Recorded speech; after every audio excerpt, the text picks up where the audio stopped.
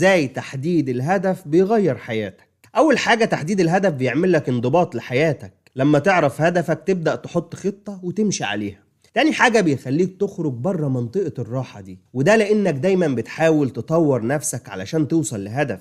تالت حاجة بيحقق ليك الاستقرار النفسي، لانك ساعتها بتحس انك مسيطر على حياتك وعارف كل اتجاهاتك. وكالعادة النقطة العملية ازاي تحدد هدفك. اسأل نفسك أنا عايز أوصل لإيه؟ حدد هدفك بدقة. عايز مثلا أحسن صحتي، فيتحول الموضوع ده لعملي هتمرن 4 أيام في الأسبوع لمدة 3 شهور مثلا. اكتب هدفك وخليه دايما قدامك. ابدأ بخطوة صغيرة واستمر عليها. وفي النهاية الحياة من غير هدف زي سفينة من غير دفة. مش مهم الرياح تيجي منين، لأنها في كل الأحوال هتفضل السفينة تايهة. فكر دلوقتي إيه الهدف اللي لو اشتغلت عليها تحس إن حياتك بدأت تاخد اتجاه جديد. قولي في التعليقات إيه الرؤية اللي أنت شايفها لحياتك بعد 5 سنين، ولو لسه مش واضح قدامك خلينا نبدأ نرسمها سوا، وخطوة خطوة في الاتجاه الصح ممكن تغير حياتك بالكامل.